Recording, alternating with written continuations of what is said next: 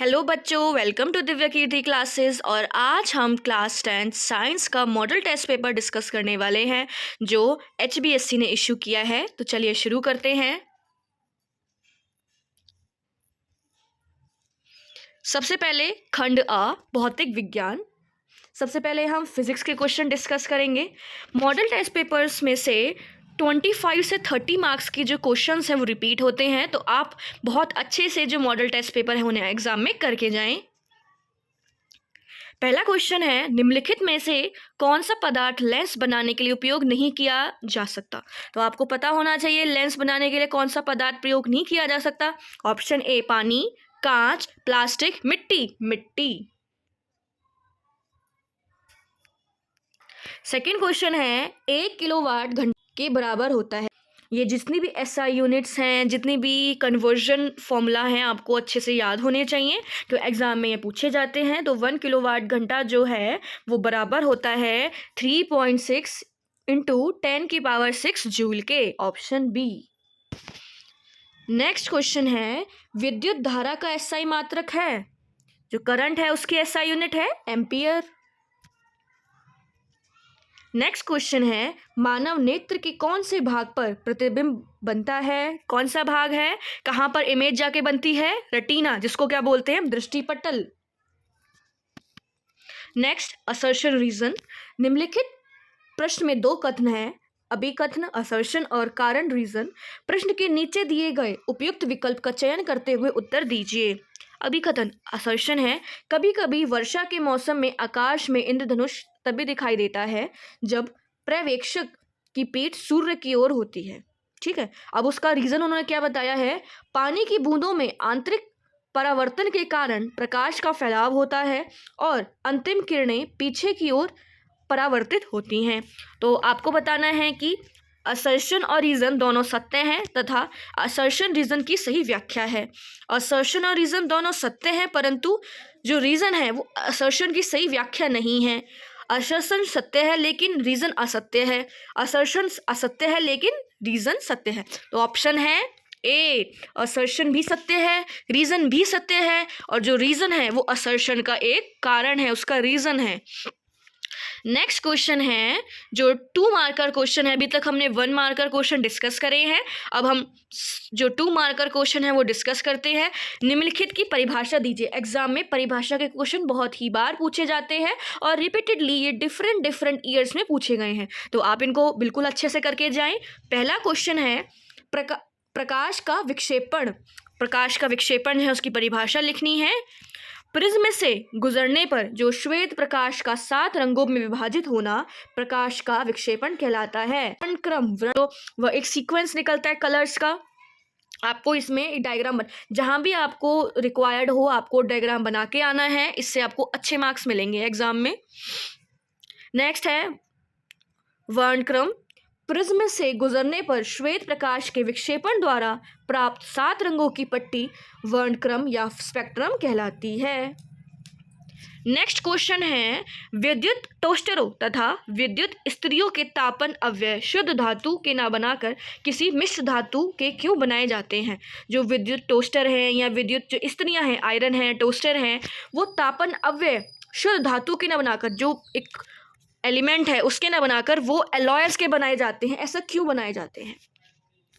विद्युत टोस्टर तथा विद्युत इस्त्रियों के तापन अव्यय शुद्ध धातु के ना बनाकर मिश्र धातु के बनाए जाते हैं। इसके निम्नलिखित कारण है। पहला है, मिश्र धातु की प्रतिरोधकता शुद्ध धातु से अधिक होती है, जो उसका रेजिस्टेंस पावर होती है। नेक्स्ट है, उच्च ताप पर भी मिश्र धातु का ऑक्सीकरण आसानी से नहीं होता। जो उच्च ताप अगर दिया जाए तो जो एलॉयज है उनका ऑक्सीकरण नहीं होता।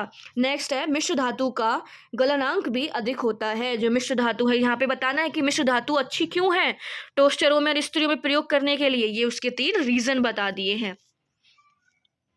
इसके ऑप्शन में जो है वो एक क्वेश्चन दे रखा है जो एक न्यूमेरिकल है।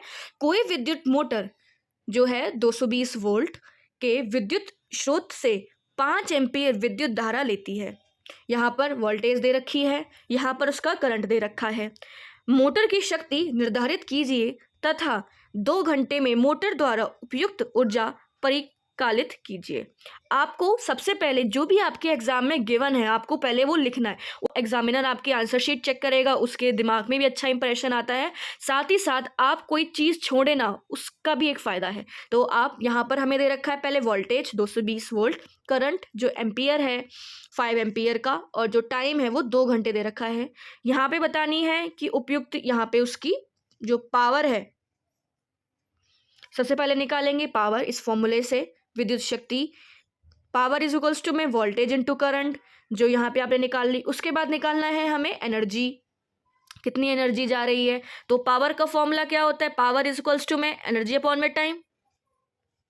एनर्जी हमें निकालनी है तो हम मल्टीप्लाई कर देंगे पावर इनटू टाइम, उससे यहाँ पे जो हमारी एनर्जी है वो निकल आएगी। नेक्स्ट है, और ध्यान रखें कि आपको हर एक न्यूमेरिकल के अंदर जो उसकी यूनिट है वो बिल्कुल लिखनी है, छोड़नी नहीं है, उससे आपके मार्क्स कट सकते हैं। नेक्स्ट है, प्रतिरोध तथा प्रतिरोधकता पर क्या प्रभाव पड़ेगा यदि चालक तार की लंबाई बढ़ा दी जाए, अनुप्रस्थ काट का क्षेत्रफल को बढ़ा दिया जाए। चालक तार की लंबाई बढ़ाने पर प्रतिरोध भी बढ़ जाएगा, क्योंकि प्रतिरोध लंबाई के अनुक्रम अनुपाती होता है, परंतु चालक की प्रतिरोधकता पर लंबाई बढ़ने से कोई प्रभाव नहीं पड़ेगा। ये पहले क्वेश्चन का। सेकंड क्या बोला है कि अनुप्रस्थ काट का क्षेत्रफल को बढ़ा दिया जाए। अनुप्रस्थ काट का क्षेत्रफल बढ़ाने पर चालक का प्रतिरोधक कम हो जाएगा, क्योंकि प्रतिरोध अनुप्रस्थ काट के क्षेत्रफल के क्रम अनुपाती होता है, परंतु प्रतिरोधकता अनुप्रस्थ काट के क्षेत्रफल पर निर्भर नहीं करती, इसलिए कोई परिवर्तन नहीं आएगा। आपको जो क्वेश्चन दे रखे हैं आपको यहाँ पे उनके बेस्ट रीजन देने हैं। जो एग्जामिनर होता है उसके पास एक आंसर स्कीम होती है, उस मार्किंग स्कीम से ही वो देखते हैं कि उन्होंने वो चीज़ लिखी है तो नंबर देने हैं, नहीं लिखी तो नहीं नंबर मिलेंगे। तो आपको अपना बेस्ट आंसर लिखना है जो भी आपकी एनसीईआरटी की बुक में लिखा हुआ है। तो अपनी एनसीईआरटी की बुक को थोरली अच्छे से रीड करें। किसी धारावाही चालक पर लगने वाला बल किन दो कारकों पर निर्भर करता है, विद्युत धारा की प्रबलता और चुंबकीय क्षेत्र की प्रबलता पर। नेक्स्ट क्वेश्चन है, ये 1.5 मार्क्स का एक और 1.5 मार्क्स का एक है। विद्युत फ्यूज किसे कहते हैं और उसके क्या लाभ हैं। विद्युत फ्यूज यह शीशा या टिन की मिश्र धातु की तार होती है जिसका गलनांक कम होता है। फ्यूज परिपथ की लघुपथन तथा अति भारण से रक्षा करता है। फ्यूज को चीनी, मिट्टी या प्लास्टिक के खोल में रखते हैं जिसे फ्यूज कैरियर कहते हैं। आपको यहाँ पे उसके बारे में अच्छे से डिफाइन करना है। विद्युत फ्यूज, उसके लाभ, उसकी इंपॉर्टेंस क्या है, उसकी यहाँ पे उसकी यूटिलिटी बतानी है। विद्युत यंत्र खराब होने से बच पाते हैं, जो भी विद्युत यंत्र हैं, जो अप्लाइंसेज हैं, वो उससे खराब होने से बच पाते हैं। परिपथ में अति भरण का पता लग जाता है। लघुपथन से बचा जा सकता है। परिपथ में लघुपथन के कारण उत्पन्न होने वाली आग से सुरक्षा देता है। यहाँ पर हमने उसका जो बेस्ट एक्सप्लेनेशन है वो यहाँ पे दी है। नेक्स्ट, इसके ही ऑप्शन में एक क्वेश्चन पूछा गया है, प्रयोग द्वारा सिद्ध कीजिए कि किसी चालक तार में से विद्युत धारा प्रवाहित होने पर उसके चारों ओर चुंबकीय क्षेत्र उत्पन्न हो जाता है। यहाँ पे उसको एक उसकी प्रैक्टिकल एप्लीकेशन है कि उसको यहाँ पे प्रूव करना है। जब आप ऐसे आंसर लिखें, जब आपके एग्जाम में ऐसे प्रैक्टिकल एप्लीकेशन पूछी जाए तो सबसे पहले आप लिखें उसमें जो एक मेन होना चाहिए कि रिक्वायर्ड आइटम क्या क्या आप यहाँ पे यूज़ करने वाले हैं, उसका डायग्राम जो बहुत ज़्यादा नेसेसरी है, और उसका जो आप उसको कैसे प्रूव करते हैं वो बताना है। नेक्स्ट है, प्रकाश का अपवर्तन क्या है, अपवर्तन के नियम लिखिए। जो प्रकाश का अपवर्तन क्या है और उसके नियम क्या क्या होते हैं। ये 5 मार्क्स के क्वेश्चन है, जिसमें से 2 मार्क्स का ये वाला क्वेश्चन है। प्रकाश की किरण का एक पारदर्शक माध्यम से द्वारा पारदर्शक माध्यम में गुजरते हुए अपने पथ से विचलित होना प्रकाश अपवर्तन कहलाता है। अब उसके जो नियम है वो 2 नियम है, आपको वो लिख के आने हैं एग्जाम में। आपतित किरण, अपवर्तित किरण तथा दोनों माध्यम को पृथक करने वाले पृष्ठ के आपतन बिंदु पर अभिलंब सभी एक ही तल में स्थित होते हैं, पहला नियम। दूसरा, प्रकाश के किसी निश्चित रंग तथा निश्चित माध्यमों के युग्म के लिए आपतन कोण की ज्या जो साइन है तथा आवर्धन कोण की ज्या मतलब जो साइन का अनुपात एक स्थिरांक होता है। इसका नियम जो स्नेल्स जो लॉ दिया है वो है, यदि आपतन कोण हो और आर अपवर्तन कोण हो तब sine i by sine r is equals to में स्थिरांक कांस्टेंट। इस स्थिरांक के नाम को दूसरे माध्यम का पहला माध्यम के सापेक्ष अपवर्तांक रिफ्रैक्टिव इंडेक्स कहते हैं। नेक्स्ट क्वेश्चन है 10th का बी पार्ट, हम वाहनों के पश्च दर्पण के रूप में कौन से दर्पण का उपयोग करते हैं।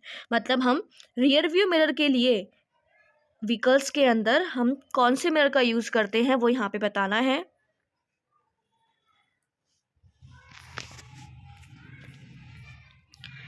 उत्तल दर्पण को वाहनों में पश्च दृश्य दर्पण के रूप में प्रयोग किया जा सकता है। जो कॉन्वेक्स मिरर है उसका यूज किया जाता है।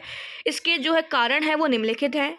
इसमें प्रतिबिंब वस्तु से आकार में छोटा बनता है, जो भी उसकी इमेज है।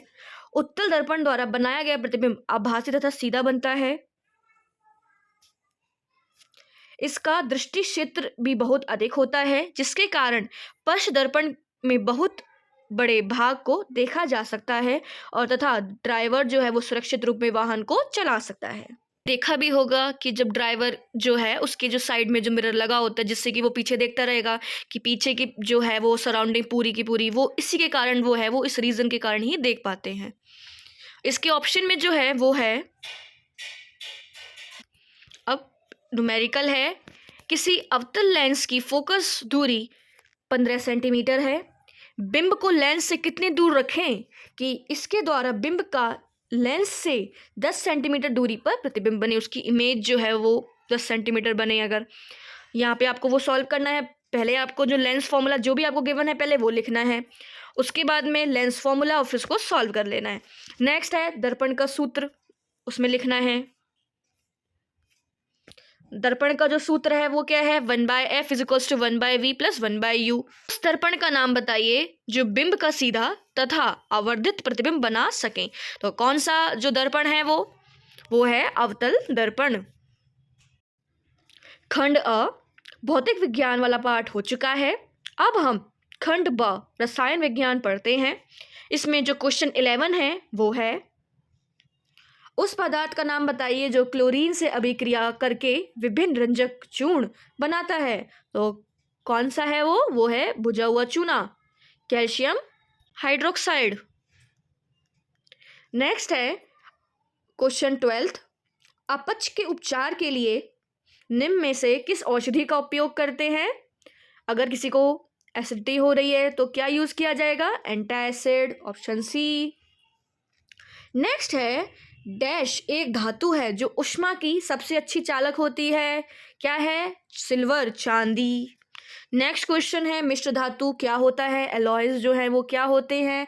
किसी धातु का किसी अन्य धातु अथवा अधातु के साथ समांगी मिश्रण मिश्र धातु कहलाता है, जैसे कि कांसा, पित्तल आदि। नेक्स्ट है असर्शन रीजन। असर्शन रीजन में जो असर्शन है वो है सफ़ेद सिल्वर क्लोराइड सूरज की रोशनी में ग्रे हो जाता है। ठीक है, रीज़न क्या बताया है इसका कि सूर्य के प्रकाश की उपस्थिति में सिल्वर क्लोराइड का अपघटन सिल्वर धातु और क्लोरीन गैस बनाने के लिए होता है। तो बताना है कि असर्शन रीज़न दोनों सत्य हैं और जो रीज़न है वो असर्शन की सही एक्सप्लेनेशन दे रहा है। ऑप्शन बी इज असर्शन और रीजन दोनों सत्य हैं, पर जो रीजन है वो उसकी सही व्याख्या नहीं दे रहा है। Option C is assertion is true but r is false। Option D is assertion is false but r is true। तो ऑप्शन है इसका ए कि जो assertion रीजन दोनों सही हैं और जो रीजन है वो assertion की सही एक्सप्लेनेशन व्याख्या दे रहा है। नेक्स्ट हम 2 मार्कर क्वेश्चन डिस्कस करते हैं। क्वेश्चन नंबर 16, वायु में जलाने से पहले मैग्नीशियम रिबन को साफ क्यों किया जाता है। अब जब हम उसको जलाते हैं मैग्नीशियम के जो भी रिबन है तो उसको हम पहले क्लीन क्यों करते हैं। मैग्नीशियम Mg एक क्रियाशील बहुत ज़्यादा रिएक्टिव होता है, वायु के संपर्क में आकर यह ऑक्सीजन के साथ क्रिया करके सफ़ेद रंग की मैग्नीशियम ऑक्साइड की परत बना लेता है, उसके ऊपर बन जाएगी। यह परत मैग्नीशियम के जलने में रुकावट अवरोध उत्पन्न करती है, जिसे हटाना आवश्यक होता है, अतः वायु में जलाने से पहले मैग्नीशियम रिबन को साफ किया जाता है। आपको जो भी रिएक्शन वाले क्वेश्चन है आपको वहाँ पे अब उसकी जो केमिकल रिएक्शन ज़रूर लिख के आनी है। इस Mg बैलेंस करेंगे आप उसको, plus O2 gas, MgO balance करेंगे Mg से Mg, और यहाँ पे O2 है तो यहाँ पे 2 हो गए। Next question is HCl plus HNO3 आदि जलीय विलयन में अम्लीय अभिलक्षण क्यों प्रदर्शित करते हैं, जबकि अल्कोहल और ग्लूकोज जैसे यौगिकों में विलयन में अम्लीयता के अभिलक्षण नहीं प्रदर्शित होते। आपको यहाँ पे केमिकल रिएक्शंस जो है उसकी लिखनी है। HCl और HNO3 आदि जल में घुलकर H पॉजिटिव हाइड्रोजन आयन देते हैं, अतः ये जलीय विलयन में अम्लीय अभिलक्षण प्रदर्शित करते हैं। इसका एसिड रिएक्शन दिखाएंगे। HCl जो है जब उसको हम तोड़ेंगे तो क्या बनेगा, H पॉजिटिव और Cl negative. HNO3 H positive और NO3 नेगेटिव। लेकिन अल्कोहल एवं ग्लूकोज जलीय विलयन में आयनीकरण नहीं करते हैं, वो आयंस रिलीज नहीं करते हैं तथा आयन उत्पन्न नहीं करते, इसलिए ये अम्लीय गुण जो है वो प्रदर्शित नहीं करते हैं। नेक्स्ट क्वेश्चन है, जो 3 मार्कर क्वेश्चन है वो है धातुएं जल के साथ किस प्रकार क्रिया करती हैं, समझाएं। जब कोई भी धातु है, कोई भी जो मेटल है, जब वो पानी के साथ जल के साथ रिएक्शन करेगा तो क्या बनता है, यहाँ पे आपको वो रिएक्शन लिखनी है, उसको एक्सप्लेन करना है विद एग्जाम्पल। जैसे कि हमने कोई भी मेटल लिया प्लस H2O, क्या बनेगा, इस मेटल की जो भी हाइड्रोक्साइड हो जाएगी वो बन जाएगी, या फिर मेटल की जो ऑक्साइड होगी प्लस H2 गैस होगी वो रिलीज हो जाएगी। नेक्स्ट क्वेश्चन जो 3 मार्कर क्वेश्चन है, धातुओं के संबंध में निम्न पदों की व्याख्या कीजिए। यहाँ पे उनकी जो है परिभाषा हमें यहाँ पे लिखनी है। तन्यता, ऊष्मा और विद्युत के सुचालक और ध्वनिक। इसके ऑप्शन में ही एक और क्वेश्चन दे रखा है जो है कार्बोनेट अयस्क से जिंक धातु के निष्कर्षण को रासायनिक समीकरण द्वारा स्पष्ट कर। कार्बोनेट अयस्क जो है वो है ZnCO3। अब वहां पे उसका हमें जिंक का निष्कर्षण जो है वो यहाँ पे बताना है। नेक्स्ट क्वेश्चन है, इथेनॉल से इथेनिक अम्ल में परिवर्तन को ऑक्सीकरण अभिक्रिया क्यों कहते हैं। अभिक्रिया भी लिखिए, यहाँ पे उसकी केमिकल रिएक्शन लिखनी है कि किस तरीके से जो एसिटिक एसिड है, इथेनॉल से एसिटिक एसिड की फॉर्मेशन होती है। आपको यहाँ पे केमिकल रिएक्शन उसकी लिखनी है। समझातीय श्रेणी क्या है, उदाहरण के साथ बताना है।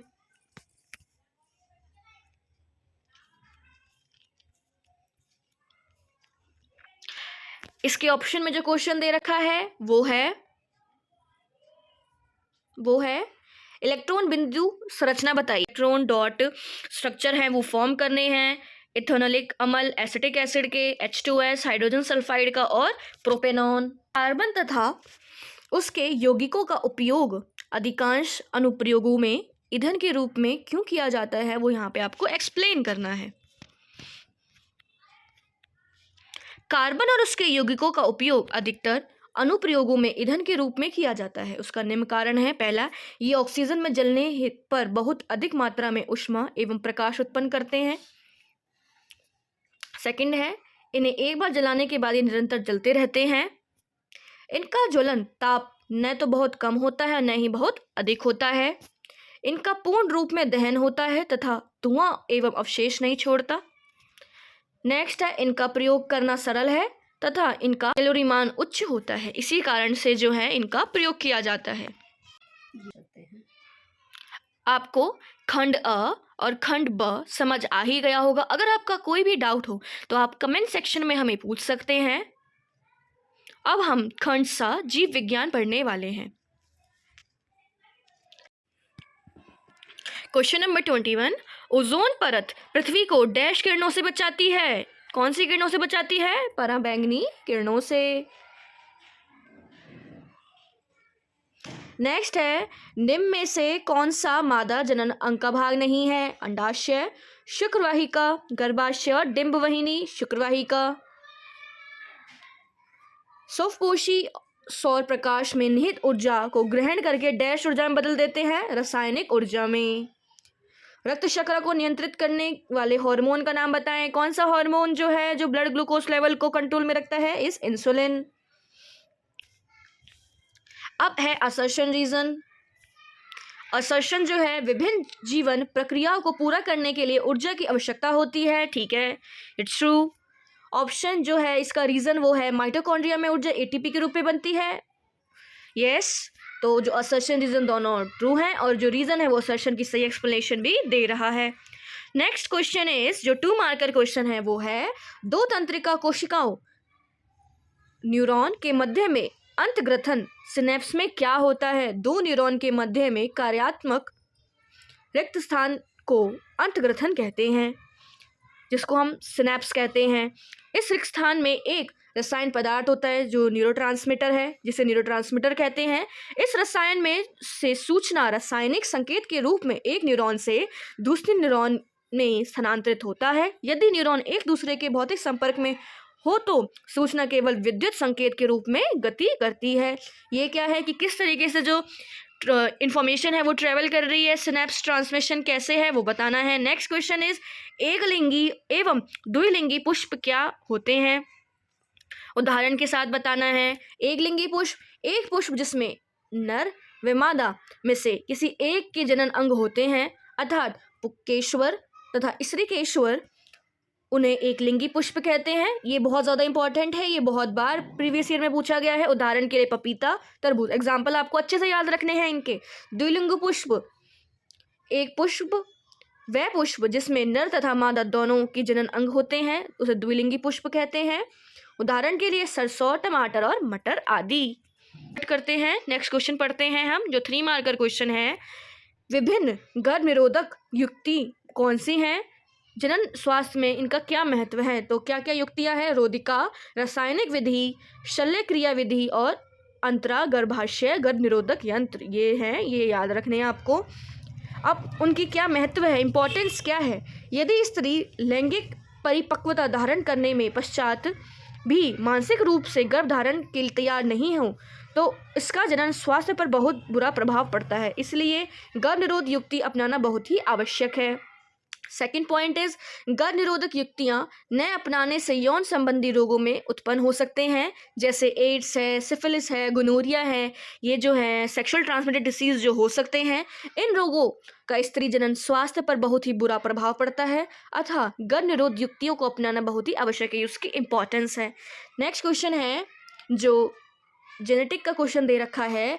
गोल आकार के बीज प्रभावी लक्षण वाले पौधे को झुर्रीदार बीज अप्रभावी लक्षण वाले पौधे के साथ संकरण करवाया जाए तो जो प्रथम संतति के पौधे में बीजों का आकार क्या होगा, जो F1 जनरेशन क्या होगी उसकी। द्वितीय संतति के स्वपरागण द्वारा प्राप्त किए गए प्रतिशत पौधों के बीज गोलाकार होंगे। चित्र सहित यहाँ पे आपको डायग्रामेटिक भी रिप्रेजेंट करना है उसकी F1 जनरेशन, F2 जनरेशन। पहले क्या है जनक, पहले हम प्रजननी की बात करें तो गोलाकार बीज कैपिटल RR है, झुर्रीदार जो है स्मॉल r है। इसमें से जो ये डोमिनेंट है ये रिसेसिव है, कैपिटल R स्मॉल r दोनों के जाएंगे तो जो पहली जनरेशन बनेगी उसमें क्या होगा, कैपिटल R स्मॉल r मिलेंगे, पर इसमें डोमिनेंट तो कैपिटल वाला आ ही जाएगा। फिर सेकेंड जनरेशन में जब इन आपस में होगा तो capital R small r, capital R small r इनके आपस में जो होंगे वो ट्रांसफर होंगे, जिसमें से जो F2 जनरेशन होगी वो बनेगी गोलाकार बीज की जो कंप्लीटली डोमिनेंट है। जीनस चली गई ये वाली कैपिटल R स्मॉल r, ये भी, और ये वाली बिल्कुल ही रिसेसिव है। आपके एग्जाम में ये तो मोनो हाइब्रिड क्रॉस है, आपके एग्जाम में डाई हाइब्रिड क्रॉस के क्वेश्चन भी आ सकते हैं, तो इन्हें अच्छे से प्रिपेयर करें। जेनेटिक का क्वेश्चन जो है वो तो आपके एग्जाम में कंफर्म ही है, वो पक्का आएगा। अब यहाँ पे ये नेक्स्ट क्वेश्चन जो है इसके ऑप्शन में, अनुवांशिकता को परिभाषित करें। अनुवांशिकता कार्यविधि किस प्रकार की होती है वो यहाँ पे बतानी है। नेक्स्ट क्वेश्चन है, वायवीय और अवायवीय श्वसन के बीच में अंतर लिखें। एरोबिक रेस्पिरेशन और एनारोबिक रेस्पिरेशन, तो ये बहुत ज़्यादा इंपॉर्टेंट है। वायवीय और अवायवीय, यह प्रक्रम ऑक्सीजन की उपस्थिति में होता है, एरोबिक ऑक्सीजन की प्रेजेंस में, एनारोबिक उसकी एब्सेंस में, अनुपस्थिति में। वायवीय श्वसन के अंतिम उत्पाद जो होगा वो CO2 और जल मिलता है, जो उसका बाय प्रोडक्ट मिलेगा। इसमें इथेनॉल, CO2 या फिर लैक्टिक एसिड मिलता है। वायवीय में अधिक मात्रा में ऊर्जा मिलती है, उसमें कम मात्रा में ऊर्जा मिलती है। नेक्स्ट जो है इसी में जो पार्ट बी है वो है भोजन के पाचन में लार की क्या भूमिका है, जो सलाइवा है उसकी क्या इंपॉर्टेंस है। लार में विद्यमान टाइलिन, जो सलाइवा है उसमें टाइलिन नामक जो एंजाइम है वो स्टार्च का पाचन करता है, उसे माल्टेज में बदल देता है, उसका कन्वर्ट कर देता है वो माल्टेज के अंदर। पहले वो कॉम्प्लेक्स है, फिर उससे क्या थोड़ा सिंपल हो जाएगा। लार मुख के खोल माउथ कैविटी को साफ रखती है तथा भोजन को चिकना, मॉइस्टन एवं मुलायम सॉफ्टवेयर बनाती है, जिसमें भोजन को आसानी से चबाने तथा बड़े टुकड़ों को छोटे टुकड़ों में तोड़ने की सहायता मिलती है। नेक्स्ट क्वेश्चन जो इसी के ऑप्शन में दे रखा है वो है मानव पाचन तंत्र का नामांकित चित्र बनाएं। आपको जितने भी डायग्रामेटिक क्वेश्चन दे रखे हैं लाइफ प्रोसेस चैप्टर में वो बहुत अच्छे से करके जाने हैं, आपके एग्जाम में वो आएंगे। नेक्स्ट जो इसमें ऑप्शन बी दे रखा है वो है स्वयंपोषी पोषण के लिए आवश्यक शर्तों का वर्णन कीजिए। स्वयंपोषी पोषण के लिए आवश्यक परिस्थितियां: कोशिकाओं में क्लोरोफिल की उपस्थिति, पौधा अथवा पादप कोशिकाओं में जल की आपूर्ति होना, सूर्य का प्रकाश और कार्बन डाइऑक्साइड की आपूर्ति होना। यहाँ पर हमने जो मॉडल टेस्ट पेपर जो इशू किया है HBSC ने वो हमने डिस्कस किया है। अगर आपको इसमें किसी भी खंड में कोई भी डाउट हो, कोई भी क्वेश्चन में डाउट हो तो आप कमेंट सेक्शन में हमें पूछ सकते हैं। अगर आपको हमारी वीडियो पसंद आई हो तो please like, comment, share and subscribe to our channel. Thanks for watching.